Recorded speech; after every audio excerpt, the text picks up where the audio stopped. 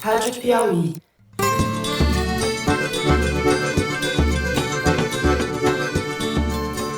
Olá, sejam bem-vindos ao Foro de Teresina, o podcast de política da revista Piauí. Se a gente souber trabalhar direitinho em 2022, a chamada esquerda que o Bolsonaro tem tanto medo vai derrotar a ultradireita que nós tanto queremos derrotar. Eu, Fernando de Barros e Silva, saí finalmente do sarcófago e estou de volta. La Biblia vuelva a entrar a Palacio. Que nos bendiga. Gloria a Dios. La Biblia vuelve a Palacio. Eu queria, antes de tudo, pedir licença para começar o programa agradecendo aos ouvintes. Eu recebi pelas redes sociais várias mensagens bacanas e comoventes durante essas semanas em que eu estive fora. Palavras de gratidão também à equipe do Foro, aos jornalistas que participaram das edições do programa e, sobretudo, aos meus dois comparsas, colegas, os bravos companheiros de bancada, Malu Gaspar. Oi, Malu. Oi, querido, bem-vindo de volta. Estamos de Tava volta. com saudade. Estávamos com saudade. Saia do PSL, seja você bem-vindo ao Aliança pelo Brasil, prezado aliado e prezada aliada. E José Roberto de Toledo, editor do site. Fala, Zé. Oi, Fernando, em nome do Teresina, eu queria puxar uma salva de palmas para você aqui no estúdio. Ele voltou, o Boêmio voltou. Seja muito bem-vindo. Nunca recebi salva de palmas assim. Então, Arrasou. Muito bem. Vamos aos assuntos da semana. A gente abre o programa de hoje falando da soltura do ex-presidente Lula, que deixou a prisão em Curitiba depois de 1 ano e 7 meses. Vamos comentar os impactos que isso teve e vai ter sobre a política brasileira. Em seguida, nós vamos falar da situação na Bolívia. O presidente Evo Morales renunciou e se exilou no México. A gente vai comentar um pouco a situação tumultuada na Bolívia. Se foi golpe, se não foi golpe e quais são as consequências disso. Por fim, nós vamos tratar do novo partido do presidente Jair Bolsonaro, o Aliança pelo Brasil. É isso, vem com a gente.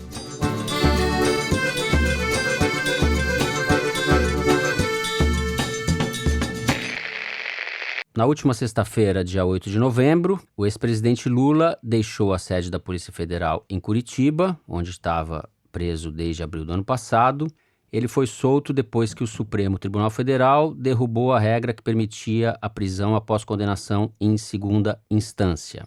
O Lula ainda responde a outros processos, muita água vai rolar na esfera jurídica, mas o que assumiu, digamos, o protagonismo agora é a esfera política, as consequências da soltura do Lula, tanto para o governo Bolsonaro, para a oposição. O Lula saiu, de certa forma, mais forte do que entrou na cadeia. Malu, por onde você quer começar a falar desse assunto? Tem 2 aspectos aí, acho, da situação para a gente analisar. Você falou que ele saiu da cadeia mais forte do que ele entrou. Para começar, eu acho cedo para afirmar isso. Essa força do Lula está por ser testado. O que a gente viu foram 2 discursos, um na saída da cadeia e outro em São Bernardo. Tiveram bastante impacto, mobilizaram a militância e onde ele foi bastante enfático nas declarações em oposição ao Bolsonaro, mas também em oposição ao judiciário e, inclusive, à mídia. Isso ficou bem marcado, né? Falando da Globo e tal. Existiu uma polêmica nas redes sociais, inclusive em torno do tom do discurso, se ele radicalizou, se ele vai continuar radical, se ele acentua a polarização ou não com esses 2 discursos que ele fez. Eu acho essa polêmica meio estéril, porque isso, como eu estou dizendo, é meio cedo para falar. Agora, o fato é que o discurso dele foi, sim, um discurso de oposição, um discurso radical. Na verdade, era o bom e velho Lula de sempre, né? Assim, com um discurso de inocência, embora ele tenha 10 processos, né, de corrupção, lavagem de dinheiro, peculato e outras questões, falando que se virar de cabeça para baixo não cai uma moeda do bolso dele, quando ele tem 7 milhões e 900 bloqueados, que não tem dinheiro para comprar televisão, batendo na Globo. É o mesmo discurso que ele vinha fazendo antes E também na cadeia. Quem acompanhou as entrevistas dele, enquanto ele estava preso, percebeu isso. Ele já vinha dando pistas de como ele ia agir. Até perguntaram na época se ele ia fazer autocrítica em relação aos escândalos de corrupção. Ele disse que não tinha que fazer autocrítica. E, pelo contrário, ele disse que o PT tinha que partir para o ataque, defender o seu legado e não recuar. E nesse contexto, ele falava também em construir alianças. Eu assisti várias dessas entrevistas ao longo dos últimos dias, até para poder relembrar. Ele falava em construir alianças, mas construir alianças com o PT na liderança e deixando muito claro que quem tem mais intenção de votos, mais força política, manda. Inclusive sobre o Ciro, ele chegou a dizer que o Ciro não iria a lugar nenhum rompendo com o PT. E embora muita gente esteja dizendo que ele vai pacificar, que ele vai conciliar, ainda acho que cedo também para dizer isso. Inclusive ontem eu conversei com um governador que falou com ele no final de semana, conversei com gente que teve lá naquela confusão ali em São Bernardo. E existe um diagnóstico de que sim, ele foi um pouco além do que se esperava nesse sentido de radicalização, mas que o que se espera é que daqui para frente ele vai trabalhar na construção dessa aliança. Por hora, eu acho que a gente não pode apostar que isso vai acontecer, até porque, além de ele dizer que vai fazer um trabalho conciliador, mas não fazer um discurso conciliador, há também muita resistência nos partidos de esquerda que poderiam se agregar imediatamente a essa frente ampla que o PT defende. Um é o PDT do Ciro, dizendo que o Lula é inconfiável, e também o PSB, que está fazendo planos à parte de não aderir ao Lula. Então, acho que a gente tem que ver... O PSB não é um partido de esquerda, propriamente, eu acho. É um partido mais Socialista Brasileiro. Mas no nome. No Brasil, os nomes não querem dizer nada. Mas seria um partido de esquerda. O PSB apoiava o Alckmin. Não, Fernando, mas peraí. Para onde que o Lula pode estender sua mão? No campo da esquerda. Sim, ele pode procurar no PDT e no PSB. Né? E esses dois partidos já estão dizendo que não vão aceitar ficar à sombra do Lula e tal. Então, acho que a gente tem que esperar um pouco. Nos próximos meses isso vai ficar mais claro. Agora, me chamou a atenção, já que está se falando em conciliação, um gesto de conciliação que ele fez, que foi justamente em relação ao Bolsonaro, dizendo que ele é contra o impeachment do Bolsonaro. Foi a coisa mais conciliadora que eu ouvi no discurso dele. Nada de conciliador nisso. Então, eu tô aqui, uma das funções da minha volta... Fazer a gente brigar, né? Não é que eu sou o Don King, não é isso, Zé? Exatamente. O promotor de boxe, é isso? Aquele cara que fatura com luta Só falta o cabelo. É? Só falta o cabelo. King, tá faltando o cabelo. Toledo, sobre o governo Bolsonaro, qual vai ser o efeito? Não só sobre o governo Bolsonaro, mas sobre todo o jogo político, mudou tudo. Como a gente já tinha previsto aqui no Foro de Teresina algumas vezes. A libertação do Lula muda a correlação de forças entre governo e oposição. A oposição não tinha um líder, voltou a ter depois do interregno dos 580 dias de Lula na prisão. Por que muda? Porque o Lula livre e o Bolsonaro live deixam pouquíssimo espaço para uma candidatura de centro em 2022. Você vai dizer, porra, mas estamos 3 anos para a eleição, você já está falando em 2022, mas a política funciona assim, as pessoas se posicionam em função do futuro. Expectativa, ainda mais sobre Bolsonaro, né? Exatamente. Que fica em campanha permanente. Por que eu digo que o discurso do Lula contra o impeachment do Bolsonaro não é conciliador? Porque um precisa do outro para existir, um precisa eleger o outro como adversário, justamente para não deixar aparecer nada diferente no campo, seja no centro, à direita ou à esquerda. A direita do Bolsonaro é difícil. Sim, ele chamou o Bolsonaro para dançar, falou, não vou querer derrubar você, eu quero disputar com você em 2022. Um chamou o outro. O discurso dos polos opostos vai prevalecer na política, e isso vai ser no campo público. Os discursos do Lula serão cada vez mais radicalizados quando ele se dirigir à base e cada vez mais tranquilos quando ele conversar nos bastidores com os possíveis aliados. Você vai ter 2 Lulas, um Lula no palanque e um Lula nos bastidores. Que também não é novidade, né, Toledo? Sim, ele é assim. Mas ele vai ser obrigado a construir alianças na eleição de 2020, já visando 2022. O cenário que você vai ver ao longo dos próximos meses provavelmente será uma carreata atrás da outra, do Lula correndo o país fazendo comícios e instigando a militância do PT e da esquerda e a base eleitoral dele, que é maior do que a militância do PT. Muito no Nordeste e nos polos onde o PT tem chances de lançar candidatura com êxito na eleição de 2020 para prefeito. E provavelmente vai ter muita conversa de bastidor para apoiar candidaturas mais viáveis do que as do PT em alguns lugares. Eu acho que em Recife, por exemplo, ele vai ter que ter uma conversa com o PSB para ver se vai apoiar ou não o filho do Eduardo Campos, candidato a prefeito. Aqui no Rio de Janeiro. Aqui no Rio de Janeiro, certamente é um lugar que você vai ter algum tipo de acordo. Não está descartado, por exemplo, ele apoiar a Marta em São Paulo, ou ter a Marta como candidata, ou candidata a vice de um candidato do PT, enfim. Ele até defendeu a volta da Marta para o PT. Está querendo reaglutinar a base político-eleitoral do lulismo com o petismo, né? Porque as pessoas percebem o Bolsonaro e o Lula como as grandes opções de poder no país. Então, não tem como você ir contra isso. A salvo aparecer uma terceira liderança que não aparece já faz muitos anos. Quem pode botar o Lula de volta na cadeia, na minha opinião, são apenas duas instituições. O Congresso, com muito menos chance, o que vai obrigar o Lula, de qualquer modo, a fazer política e a conversar muito com o Rodrigo Maia, e o Supremo Tribunal Federal. Todas as outras instâncias podem até condenar o Lula, mas depois dessa decisão do Supremo, enquanto ele não for transitado e julgado no Supremo, não vai ser mandado de volta para a cadeia. E no Supremo, você vai ter dois fatos importantes também em 2020, que são as aposentadorias compulsórias do Celso de Mello e do Marco Aurélio, que votaram a favor da prisão apenas depois do trânsito em julgado em última instância, ou seja, são dois votos pró-Lula que o Bolsonaro vai nomear os sucessores e que poderiam eventualmente vir a mudar. Então, 2020 é o ano crucial da política brasileira, tanto por causa das eleições municipais que vão dar um novo cenário para 2022, a nova correlação de forças, quanto em relação à permanência ou não do Lula livre. Antes de 2020, provavelmente esse ano, o STF deve apreciar, deve julgar o habeas corpus que a defesa do Lula fez sob a suspeição do Sérgio Moro no processo do triplex. Não tem data, né? Mas espera-se que seja logo. É um voto da segunda turma, não é todo o STF que vai julgar. O Gilmar Mendes pediu vista e há a expectativa de que isso possa ser julgado esse ano. Eu já ouvi que o Supremo não ia dar tanta força para o Lula esse ano, que ia empurrar isso para o ano que vem, porque politicamente, além de soltar o Lula, ainda existe a possibilidade de declarar o Moro suspeito, né? E anular o processo todo, o que temporariamente, o Lula tem outros processos, mas temporariamente tiraria ele da lei da ficha limpa. Isso, ele ficaria elegível.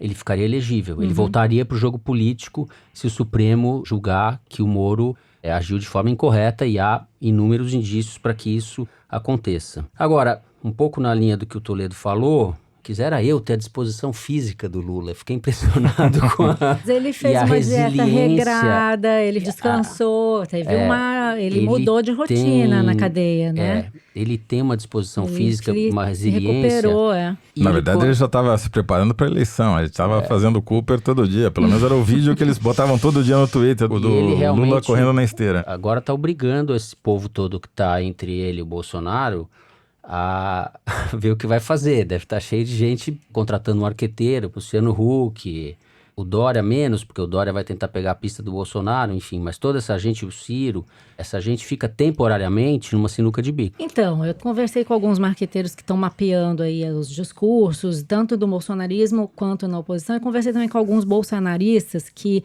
ficaram satisfeitos com o discurso do Lula, temiam reações muito mais inflamadas e acharam que ficou dentro de um nível razoável, né? Mas o que os marqueteiros têm chamado a atenção, e alguns analistas também, é que o Lula está trazendo a discussão da oposição para a economia.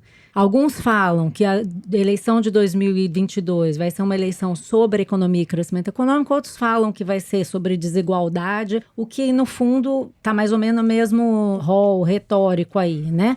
E aí, nesse caso, também existe uma interrogação, porque o Lula claramente chamou o Paulo Guedes para a roda, né? Fez críticas à reforma da Previdência, à política econômica, chamou o Paulo Guedes de destruidor dos nossos sonhos, falando em alguns conceitos que eu acho que ele vai ter que refinar e melhorar mais para frente, porque ele fala de algumas coisas que, na verdade, colocam ele uma situação difícil, que seria qual legado ele vai vender para o eleitor. Porque, por exemplo, ele fala em juros.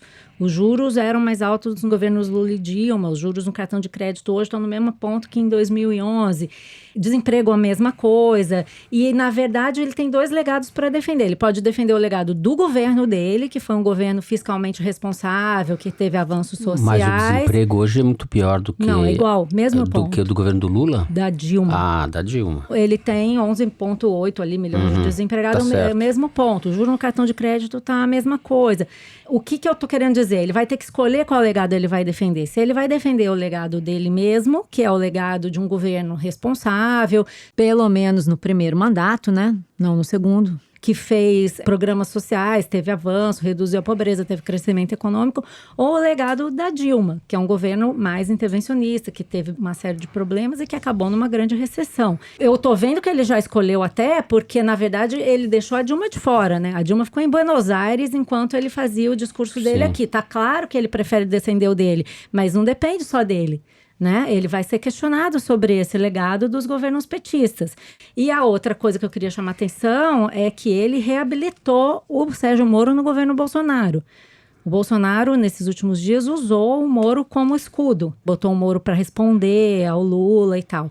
Eu não acho que ele tenha reabilitado, ele chamou pro ringue. Ele não estava nem aí pro Moro. O Moro estava escanteadíssimo. Não, o Moro tá em todos na os Berlinda cartazes agora. e outdoors pelo interior do país, inclusive chamando Toledo, a cidade de Toledo. Eu quero esclarecer que o outdoor que o Moro colocou no Twitter dizendo que Toledo apoia o projeto do Moro é a cidade, tá? Né? Do Paraná. Não sei não, eu senti aí um acordão de bastidores. Mas apareceram do dia pra noite dezenas de outdoors no país com fotos do Moro ou fotos do Moro e do Bolsonaro, exatamente como foi a campanha eleitoral do Jair Bolsonaro, com outdoors, aspas, voluntários, de pessoas abnegadas, tanto a favor da Lava Jato quanto a favor do Bolsonaro na campanha de 2018. Ele chamou o Moro de volta já tá em campanha. Pro palco, né? O Moro já estava fazendo um trabalho de puxa-saquismo para se reabilitar junto ao Bolsonaro. Começou com esse caso da Marielle, em que ele ficou absolvendo o Bolsonaro em toda ocasião que ele encontrava. E agora o Bolsonaro está aproveitando o Moro, vai lançar o Moro de vice. E isso tem a ver com o fato de que o Moro é mais popular do que até o próprio Lula, né? Segundo as pesquisas de opinião estão mostrando mais recentes, né? Então, aí acho que... A questionar. O Atlas do El País está dizendo isso. Se é mais ou menos, ele continua sendo muito popular. O que vai transformar esse julgamento da suspeição do Moro, no caso do triplex, em um lance do xadrez político muito importante, porque tem o Toffoli ali, né, gente? Não podemos esquecer que o Toffoli, uma hora, alisa ali o Bolsonaro, depois resolve o problema do Lula. No final de novembro vai ter a decisão sobre o que acontece com as investigações do COAF, que vai definir o futuro do Flávio Bolsonaro. Perfeito. Eu acho, só para arrematar, que as duas coisas em relação ao Moro são verdadeiras. Ele é muito popular, ao mesmo tempo ele se desgastou muito politicamente, né? Na elite, e a imagem dele, a reputação dele só vem piorando ao longo dos últimos meses. Bom, com isso a gente termina o primeiro e longo bloco do programa. Vamos falar agora de Bolívia e do ex-presidente Evo Morales.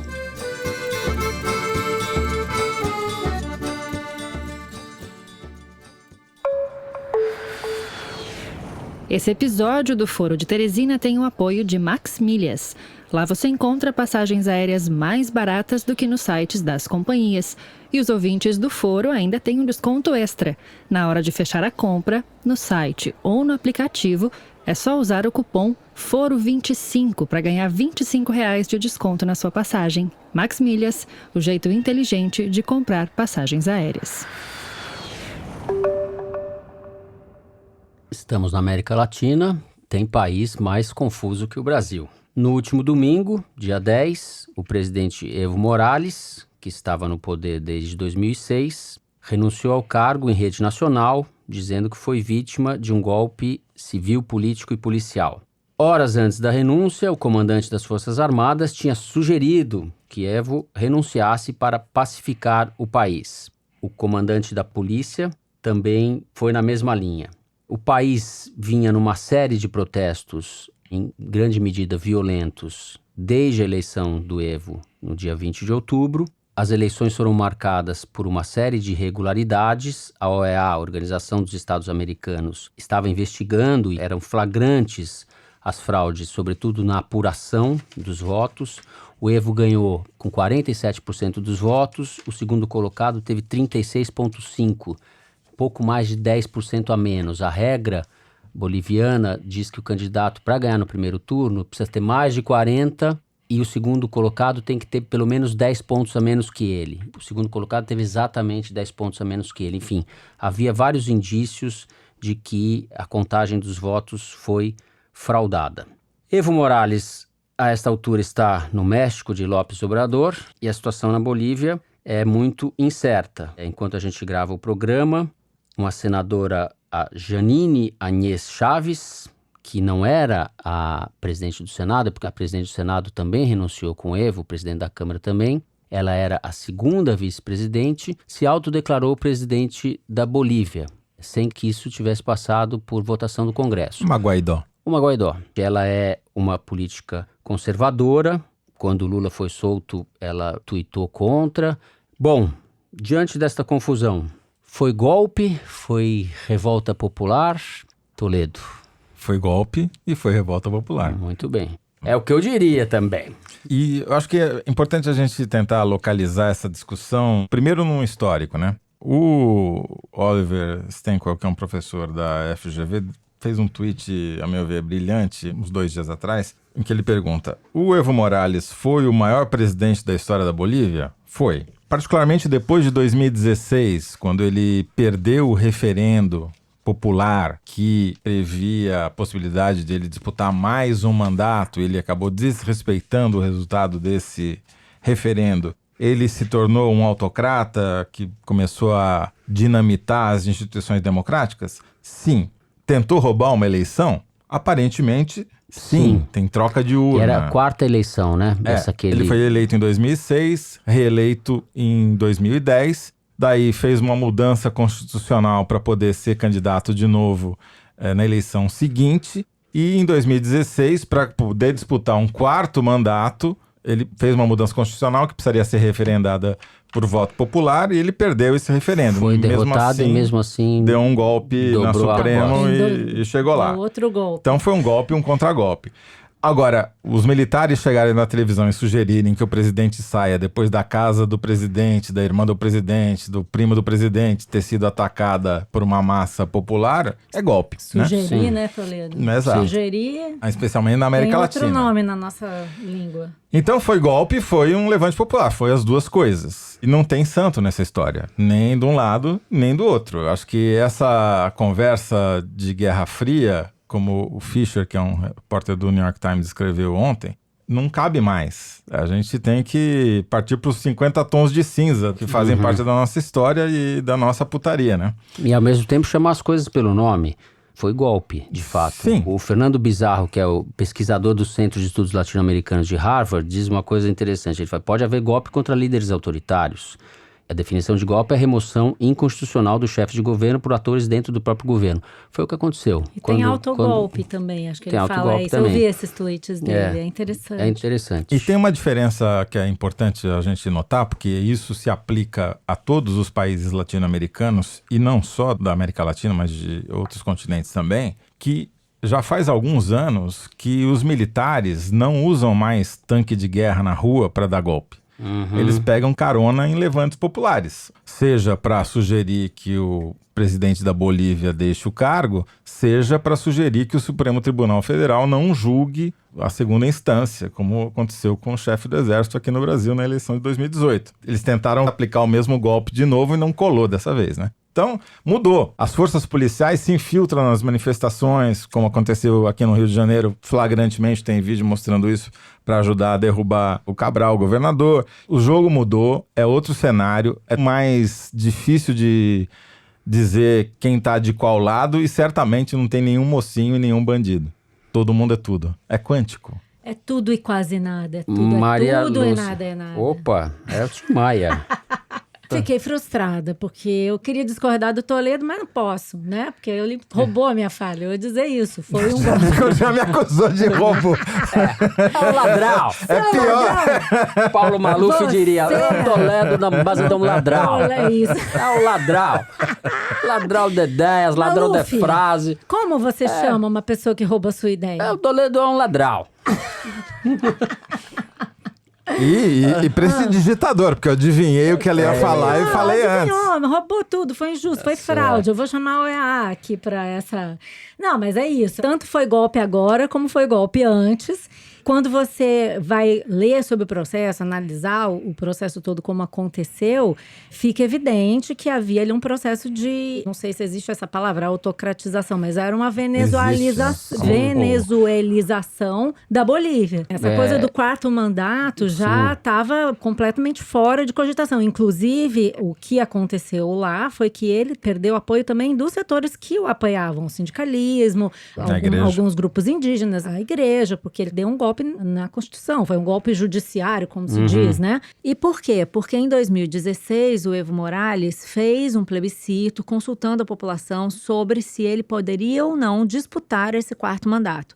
O resultado dessa votação foi contrário a ele disputar essa eleição e ele, não satisfeito, recorreu à Suprema Corte Boliviana, que deu para ele esse direito de disputar o quarto mandato, alegando uma questão de direitos humanos. Então, ele ignorou o plebiscito, recorreu ao tapetão. E depois, lendo a auditoria da OEA sobre a eleição, é importante a gente contar como é que foi o processo, né? Ele fez a eleição, alguns políticos de oposição a ele não disputaram a eleição porque não seria um processo legítimo, justamente por causa viciado, né? Desse antecedente do plebiscito. Mas na noite da apuração, enquanto o Carlos Mesa estava em vantagem, acabou a luz, teve uma queda de energia em La Paz, suspendeu a apuração e quando volta a apuração, o Carlos Mesa estava perdendo e o Evo estava ganhando. Aí ontem eu me dei o trabalho de ler a auditoria da OEA sobre o que aconteceu na eleição. Eles fizeram uma auditoria relativamente rápida, com base em 250 denúncias, e eu fiquei chocada, assim, porque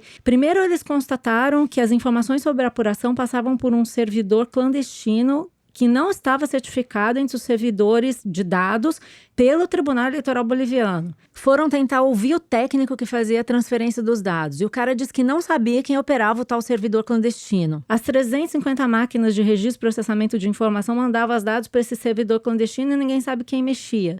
Tinha um backup das informações com mais dados do que as informações que estavam nesse servidor. Tinha a ata de apuração completamente preenchida pela mesma pessoa, com 100% dos votos para o Evo Morales. Roubo de urna, o transporte das urnas que deveria ser feito pelo Exército não foi feito. Não tô me segurando aqui para fazer a piada. Golpe paraguaio, né? Golpe paraguaio.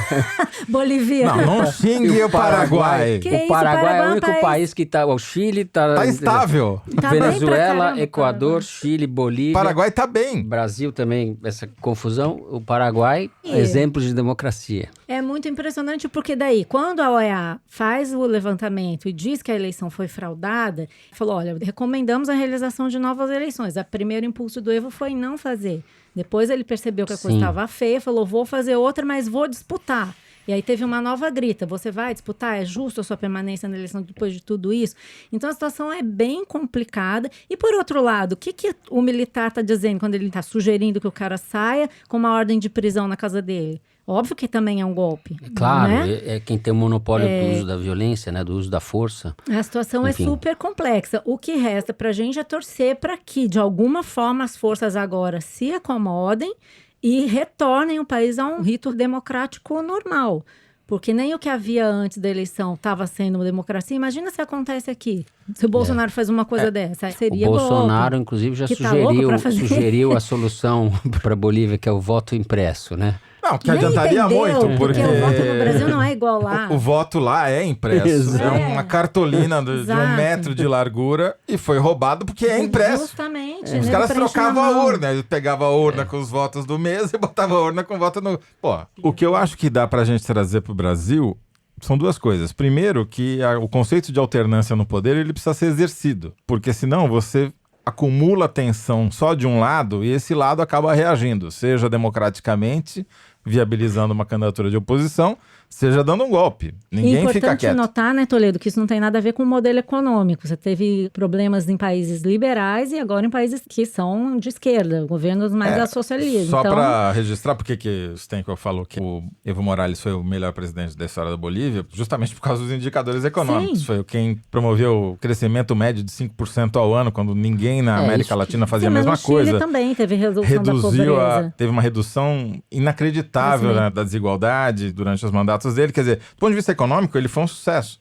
Ele conseguiu nacionalizar boa parte, até as custas da Petrobras, a parte do gás. E além de tudo tem isso, quer dizer, quando você deu sopa pro azar, no momento que vai se perpetuando no poder, vai virando um autocrata, sentado em cima, por exemplo, da maior reserva de lítio do mundo. Claro que os outros setores de oposição não vão ficar quietos. Você tem motivos para tentar tirar o cara de lá. O sucesso econômico cria a tentação do cara se perpetuar no cargo. Exato, né? Exato. E aí a diferença que faz não é se você é socialista ou capitalista, a diferença que faz é se você é um autocrata ou não. E essa que é a tentação que alguns líderes da América Latina, na Venezuela, na Bolívia, acabaram caindo. E outra coisa é mudar a regra no meio do jogo. E, de alguma maneira, não foi só isso, mas o fato, por exemplo, de o Aécio não ter reconhecido a derrota para Dilma em 2014, deu início a todo um processo de contestação que desagou onde a gente está hoje. Então, essa questão de respeito às regras, e nesse ponto o Lula tem razão, porque se o PT fosse endossar o impeachment do Bolsonaro, seria mais uma quebra de regra institucional que se levaria a mais desestabilização. Sim, mas no dia anterior ele tinha falado que a eleição foi roubada, Bom, então Lula... ele recuou, né? Lula... Ele vai ficar fazendo isso o tempo Exato, todo. porque Vai isso ficar é fazendo ele. isso o tempo todo. Lula, coisa mais acertada, ou uma das mais acertadas que ele fez, foi não cair na tentação do terceiro mandato, justamente porque ele tinha 80% de popularidade, passaria provavelmente no Congresso, ia dividir a sociedade no meio, e uma das menos acertadas que ele fez foi escolher a Dilma como sucessora. Ele mesmo Polêmica. acha isso, né? Não, e não Bom. ter apoiado o Eduardo Campos na tentativa de reeleição da Dilma em 2014. Com isso, terminamos o segundo bloco do programa e chegamos ao número da semana. O Luiz de Massa, estava com saudade do Luiz de Massa. Está aqui do meu lado, vai ler pra gente o número tirado da seção Igualdades do site da Piauí e a gente vai comentar. Isso aí, Fernando, a gente também tava com saudade. Seguinte, ó, se a gente somar todas as multas que o IBAMA aplicou nos últimos 10 anos, você tem ideia de quanto que isso dá em reais? Quantos milhões? Então, não são milhões, são 30 bilhões de reais desde 2010. Essa conta inclui as multas por desmatamento, que são a maioria no Brasil, mas também as multas por caça ilegal de animais. Mas eu vou fazer uma segunda pergunta para vocês. Desses 30 bilhões em multas, quantos por cento vocês acham que foram pagos? 1%. Pô, acertou. Não acertou o Kinder Ovo ainda, mas Olha, igualdade... Ó, pra não dizer que acertou totalmente, Fernando, na verdade foi 1,2%. Ah, bom. Ufa! A cada R$82 que o IBAMA cobrou de multa nesses últimos 10 anos, só R$1 foi pago. Impressionante. Não, e os tipos de multa que são tristes, né? Porque realmente a derrubada de árvores é o que impera, né? Desmatamento é o principal motivo dessas multas todas aplicadas, que aliás estão em queda. Isso, embora o desmatamento esteja aumentando, as multas estão caindo. E você multa e não acontece nada, porque ninguém paga. Bom, depois desse número lamentável, a gente parte agora para o terceiro bloco do programa para falar do novo partido do Bolsonaro, o Aliança pelo Brasil. Jair Bolsonaro cansou do PSL, o seu 8º partido, e está partindo para o 9º, que aliás não tem o nome de partido, tem o nome de Aliança pelo Brasil, o que não deve ser casual. Na terça-feira, depois de uma reunião com aliados em Brasília, ele anunciou que está saindo do partido para criar o Aliança pelo Brasil. O pano de fundo dessa mudança é a disputa que ele travou com o presidente do PSL, Luciano Bivar, a quem ele desqualificou em público. O partido está rachado, uma parte da bancada vai ficar no PSL, pelo menos por enquanto, outro tanto vai para esse novo partido, mas só em março, quando estão querendo criar uma janela partidária. Eu explico: os cargos majoritários, presidente da República, governadores, prefeitos e senadores, as pessoas que ocupam esses cargos podem mudar de partido sem perder o mandato. Os deputados e vereadores, pelo contrário, perdem o mandato se mudarem fora da janela. Porque o mandato não é deles, é do partido. É do partido. Porque eles se elegem com os votos do partido. Exatamente. Algumas coisas a comentar aí.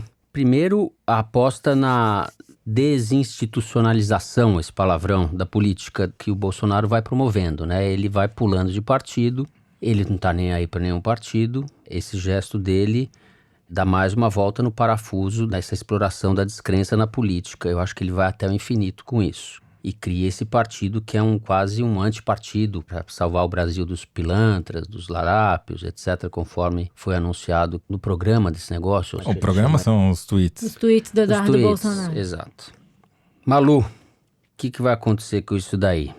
Bom, primeiro que a gente não deve dar de barato que esse partido vai ser criado e vai disputar a eleição de 2020, porque ainda tem muitas incertezas quanto a isso, né? Ele precisaria reunir algo como 500 mil assinaturas em 9 estados da federação até abril. Para uma pessoa que não tem o menor apreço pelos partidos, fazer isso é uma tarefa hercúlea. Agora existe uma tese que, inclusive, o advogado dele, que é um advogado eleitoral, Admar Gonzaga, que ajudou o Kassab a criar o partido dele, está defendendo que se faça reconhecimento facial e biométrico das assinaturas, o que, obviamente, é super complexo, vai ter uma série de recursos e abre espaço para um monte de fraudes. Eles querem facilitar o negócio, fazer porque é o único jeito, né, de Eles fazer querem isso. Assinatura eletrônica, e o TSE autoriza a assinatura como eletrônica. chama esse advogado? Admar Gonzaga. Esse Que já foi ministro do Foi, TSE. ministro do Esse é uma TSE. espécie de Mr. Wolf do Pulp Fiction, aquele The Cleaner. Que chega depois, né? Chega depois para limpar a cena do crime. Pois é, vamos lembrar aí que assim, o Kassab, que é um profissional da política, levou muito mais tempo do que isso para criar o PSD. A Marina Silva ficou anos para criar um partido.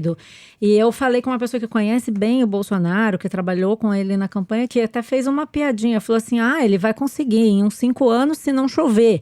Ou seja, isso aí é muito complicado. Além disso, eles ainda querem mudar de partido levando o fundo partidário do PSL. Ou seja, Essa seria é uma um outra truque briga. monumental. E aí existe uma discussão sobre quantos deputados você precisa levar para levar junto o fundo partidário. Então, isso vai ser uma discussão bem complicada na Justiça Eleitoral e muito provavelmente não vai dar em nada, assim. Pode ser que ele consiga criar o partido, mas ele fala, por exemplo, em 100 deputados e para fazer campanha em 40 cidades. Óbvio que isso não vai acontecer, né? Isso daí é evidente.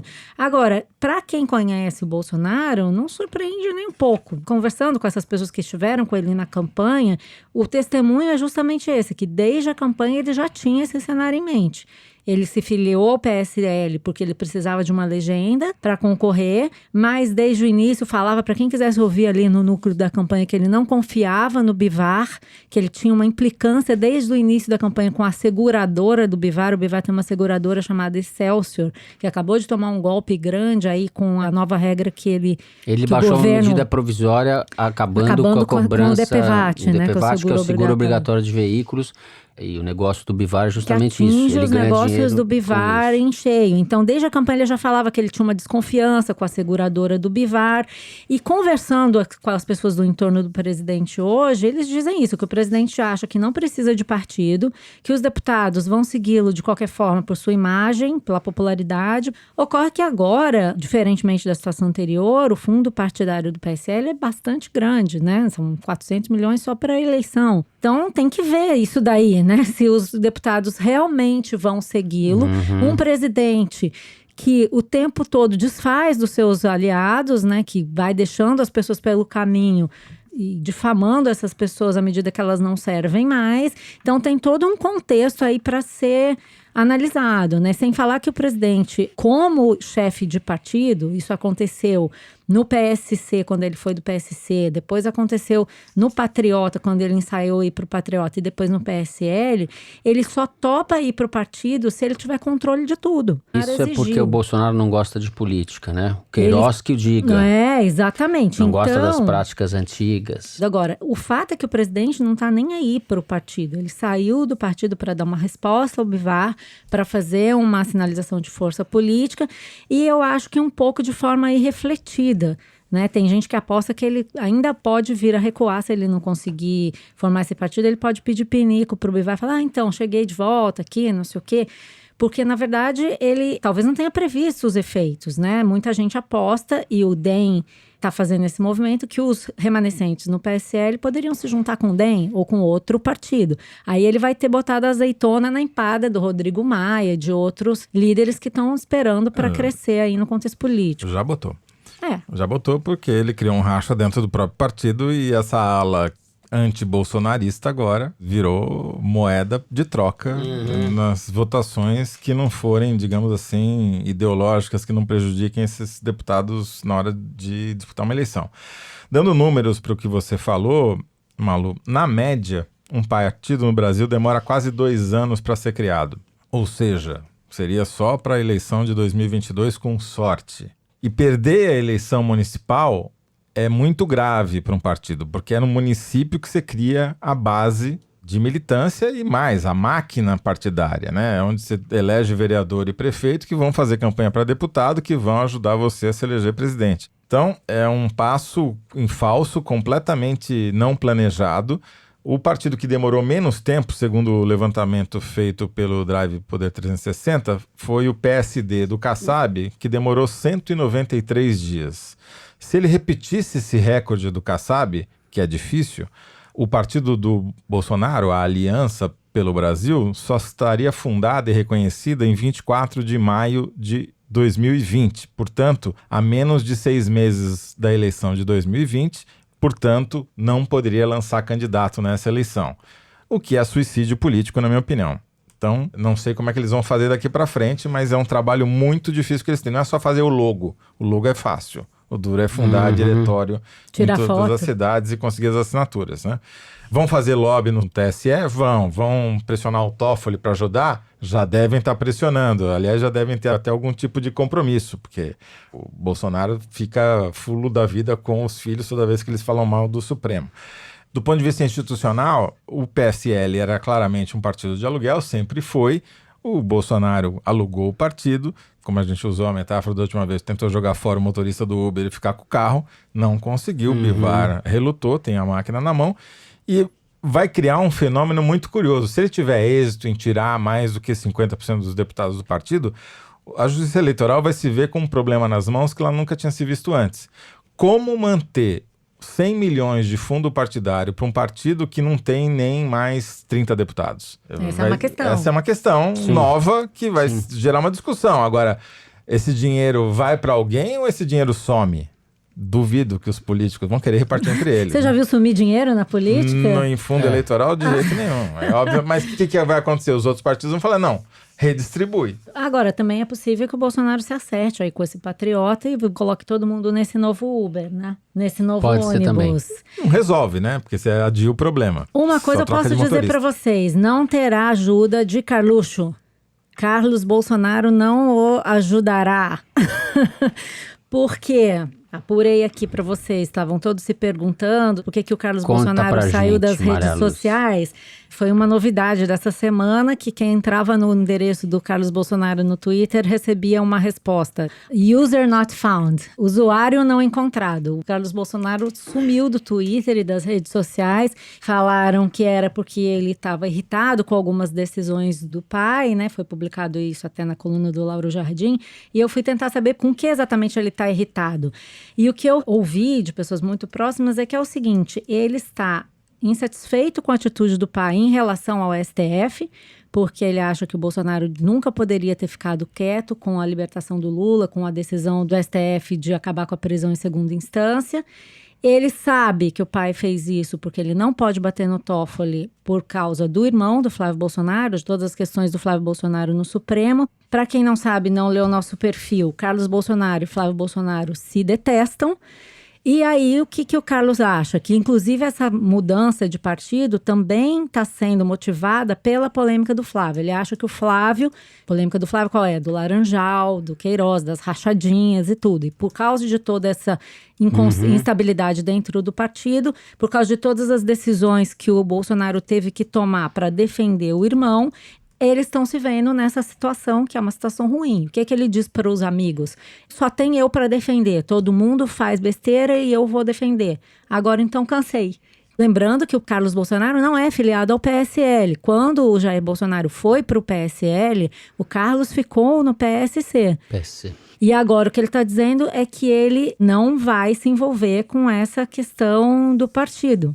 E para esclarecer uma outra questão que está bombando nos bastidores do PSL, é essa história do príncipe. O Bolsonaro falou ontem, nesse mesmo evento de reunião aí para falar para os correligionários que vamos criar um novo partido e tal, que ele fez um desagravo ao Luiz de Orleans e Bragança, que a gente conhece como o príncipe. Toda vez que a gente fala isso, o nosso ouvinte fica bravo, que ele não é príncipe. Com razão, porque não existe casa imperial porra nenhuma. Né? A gente fala o príncipe porque é o príncipe, o Zé, o padeiro, é assim, né? O porteiro.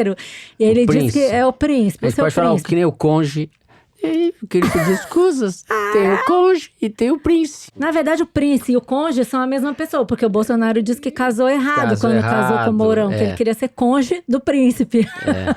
Né? Ele dizia que eram jornalistas que sempre quiseram casar com o príncipe árabe. Então, na verdade, é o Bolsonaro que queria casar com o príncipe. Qual versão sobre as fotos você tem? E agora de manhã, o príncipe confirmou aqui para a revista Cruzoé que o Bolsonaro descartou como vice por causa desse suposto dossiê falso aí, com fotos dele, entre aspas, uma suruba gay ou batendo em mendigo. Agora eu não entendi se a foto é suruba gay ou batendo em mendigo na suruba gay. Tem as duas versões e parece que tem foto montada dos dois jeitos.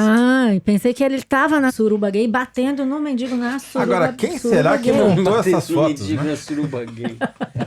Não, ele disse que o dossiê foi uma armação de Bebiano. Nem Marquês de Sade imaginou isso. Batendo mendigo na suruba gay. Mas vem cá, quem convidou o mendigo pra suruba gay? Era uma suruba gay sadomasoquista, aparentemente. Mas ele disse que quem armou o dossiê foi o Gustavo Bebiano. Então, gente, ainda essa confusão rendeu depois à noite. O Gustavo Bebiano divulgou um vídeo longo de 15 minutos, onde ele dá a versão dele da história. E aí ele diz o seguinte, que o dossiê quem fez foi um delegado da Polícia Federal e um coronel da PM que entregaram para o Bolsonaro, que por sua vez chamou o Bebiano e mandou dispensar o príncipe da candidatura a vice. E ele não só conta com detalhes a história, como desafia o Bolsonaro a provar que ele está mentindo. Falou que está disposto a passar por um detector de mentiras com o presidente da República. Ou seja, se a história está rendendo e talvez ainda renda mais. A Mônica Bergamo, da Folha, está dizendo que o deputado, o ex-PSL, Alexandre Frota, está dizendo que o Bolsonaro ligou para ele perguntando se o príncipe era gay. E tem uma outra versão correndo no Twitter da Lagartixa Diária dizendo que havia fotos montadas do príncipe batendo em pobres. Ou seja o que for, que não era... chanchada sinistra que é esse negócio, né? É importante a gente lembrar. lembrar. Alta política... Para a gente recapitular, o príncipe estava praticamente sacramentado como vice-presidente do Bolsonaro.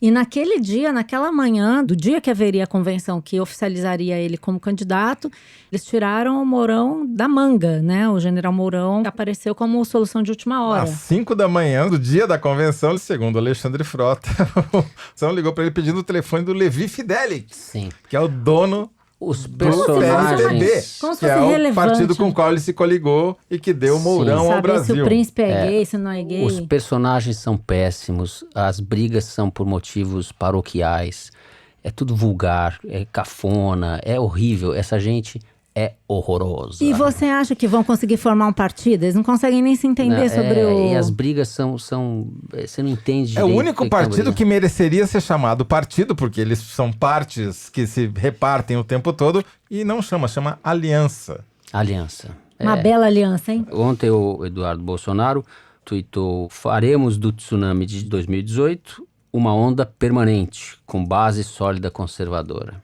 Vamos ver. Vamos ver. Epa, ainda tem que interromper mais um pouquinho, porque ontem, depois que a gente gravou, teve aí um babado nas redes, mais um babado, dessa vez envolvendo a nossa querida Thaís Bilenque, que no dia da morte da Marielle, tuitou uma informação, ela cobria a campanha do Bolsonaro, tuitou uma informação da assessoria de imprensa do Bolsonaro de que ele estava com intoxicação alimentar, passando mal e viajaria para o Rio de Janeiro naquele mesmo dia. Se isso se confirmasse, mudaria toda a história do porteiro naquele dia da morte da Marielle. O porteiro, lembrando, falou que o seu Jair atendeu o interfone quando um dos matadores da Marielle, o cúmplice do matador da Marielle, Elcio Queiroz, entrou no condomínio e disse que ia para a casa 58, que é a casa do Bolsonaro. A Thaís vai explicar melhor pra gente isso, né, Thaís? Gravou um áudiozinho de zap. Fala, Thaís! Oi, é isso mesmo. Eu acho só legal explicar que durante campanha eleitoral, os jornalistas que cobrem as campanhas falam muitas vezes por dia com os assessores dos candidatos e nem tudo que você apura você usa como informação para uma reportagem. E foi o que aconteceu nesse dia. Eu liguei para apurar uma outra história sobre o Bolsonaro, o assessor me contou que ele tinha passado mal, eu fiz o registro no Twitter e ontem, na quarta-feira, pegou fogo, né? Enfim, teve muita repercussão. A gente tentou recuperar os fatos para mostrar que nada indica que o Bolsonaro tenha estado no Rio naquela tarde. Tem imagem dele na Câmara na noite do dia 14 e a matéria está no ar. Um beijo. Muito bem, encerramos o terceiro bloco do programa e chegamos ao momento Kinder Ovo. É o que eu senti mais falta. É hora do Kinder Ovo. Me informaram que vai ser um Kinder Ovo do Theodor Adorno, em alemão. Como é que Theodor Adorno fala? Meine Damen und Herren, das ist sehr dialektisch.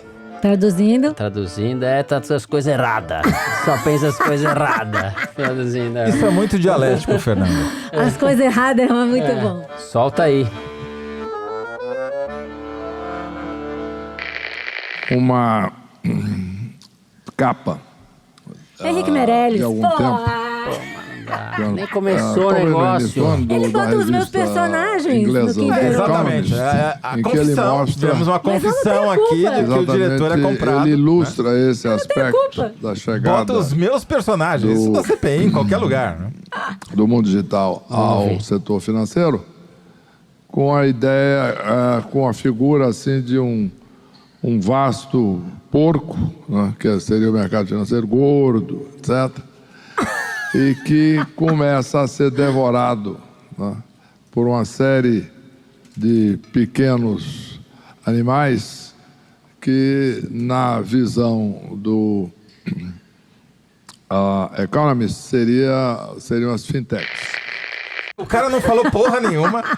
Entrou só pra favorecer a Malu, é óbvio. Só. Eu não tenho uma culpa, vergonha. gente. Isso é uma vergonha. Não tenho culpa. Isso Eu tô é um aqui golpe pior que um golpe boliviano, isso daí. Foi um golpe boliviano. Luigi Evo Morales. A produção está sob suspeição. Só para deixar registrado, Henrique Meirelles, ex-candidato a presidente e atual secretário da Fazenda e Planejamento do Estado de São Paulo, ele estava discursando no evento Open Banking Day, no dia 17 de outubro. Eu acho que ele quis fazer uma gracinha com o Java Porco, porque o cara fala dos porcos e tal. Deve ser isso.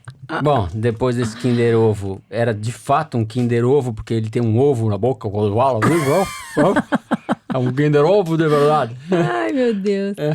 Vamos para as cartas dos ouvintes. Eu vou começar lendo um tweet do Welson, que perguntou assim: agora que o Lula tá livre, será que o Foro de Teresina libera o Fernando Barros? Sair do sarcófago. Havia um rumor de que você estava preso com o Lula em Curitiba. Né? Esclareça que isso não é verdade. Eles né? queriam me tirar da disputa do Kinder Ovo porque eu estava desequilibrando. Inclusive, eu encontrei sexta-feira num evento que eu fui com a Carolina Pinho e com o Rodrigo Espina. E foi justamente no dia que o Lula foi solto. E eles estavam aflitíssimos. Malu, o Fernando tem que voltar, o Lula foi solto. Ai, um beijo, Carolina e Rodrigo. Um beijo pra vocês. É como diz a Juliana Lopes, estava rolando uma onda de suspeição, Fernando. Olha o que ela escreveu. Gente, cadê o Fernando? Eu acho que ele está fazendo uma reportagem sobre o Queiroz e, na verdade, a virose é um disfarce porque ele está infiltrado na milícia. Antes tivesse, viu? Eu queria muito estar infiltrado na milícia. Você estava infiltrado lá no... Eu sofri o pão que ele dava. Coitado. Eita. Oh, meu Deus do céu. Tá tudo bem. O diretor, que é flamenguista, mandou eu ler a seguinte mensagem, mano. Não sei se você viu, mas o ouvinte Bruno Bragança marcou nós dois no Twitter, eu vi, dizendo o seguinte, aspas, esse negócio de Foro de Teresina sair no final da tarde em dia de jogo do Flamengo está me obrigando a assistir o jogo no mudo, ouvindo a narração de Malu Gaspar e Zero Toledo. Opa! Não sei se ficar ouvindo dois corintianos vai dar sorte. Infelizmente deu, né? Deu, né? Da próxima vez, ouça novamente. Vocês estão com cartaz, hein? Estão batendo o Flamengo. É, o cara tá... Não, mas estamos apanhando também, né? Tem uma mensagem aqui que você vai gostar.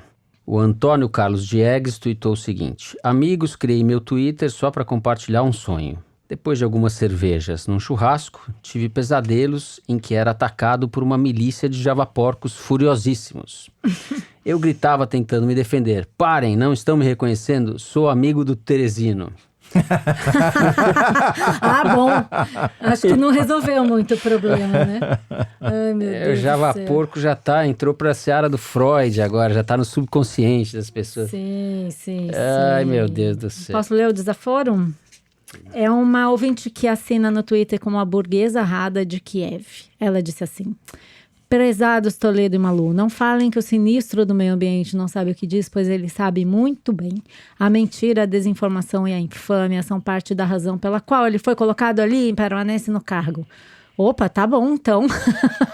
Desaforo acatado. Ó, a Rita Lizauskas pelo Twitter, a Rita é uma jornalista, tá pedindo uma reparação histórica, Malu. Do quê? Para você devolver o título de bichos inteligentes para os golfinhos e retirar dos peixes. Ai, mas será que eu posso? Pode. O governo não vai ficar bravo? O presidente, então, o Jorge ela mandou Seif? um link de uma matéria do UOL, dizendo que o autor do estudo que foi citado pelo governo para liberar a pesca do Nordeste, falou que o estudo não autoriza. Não autoriza dizer que o peixe é um bicho inteligente? Não autoriza a volta da pesca, porque falou, não tem nada no estudo que conclua que não tem risco em você comer o peixe que está lá, entendeu? Ou seja, o peixe pode ser burro. Entendi. E o golfinho, então, pode voltar a ser inteligente? É por comparação. Tô mais confortável agora, Rita, obrigada. Muito bem. Foi animado, hein? A gente tava com saudade de você. Fernando, você é insubstituível, você sabe. Olha aqui. Alguém me puxa defende. o saco do caramba. Alguém me defende. Violinos, por favor. Bom, depois disso, só me cabe encerrar o programa. O Foro de Teresina é uma produção da Rádio Novelo para a revista Piauí, com a coordenação geral da Paula Scarpim. O nosso diretor é o Luiz de Maza e as nossas produtoras são a Mari Faria e a Ana Carolina Santos. A Júlia Sena grava o vídeo do Foro Privilegiado, o teaser que a gente publica nas redes sociais da Piauí e no YouTube. A edição do programa é da Mari Romano e da Evelyn Argenta. A finalização e a mixagem do Foro são do João Jabassi, que também é o intérprete da nossa melodia tema, composta pelos piauienses Vânia Salles e Beto Boreno. Quem faz a nossa coordenação digital é a Kelly Moraes. O Foro de Teresina é gravado no Estúdio Rastro com o Dani Di. Eu, Fernando de Barros e Silva, me despeço dos meus amigos Malu Gaspar. Tchau, Malu. Gente. Até a próxima. E José Roberto de Toledo. Tchau, Toledo. Tchau, Bela. Tchau. E até a semana que vem.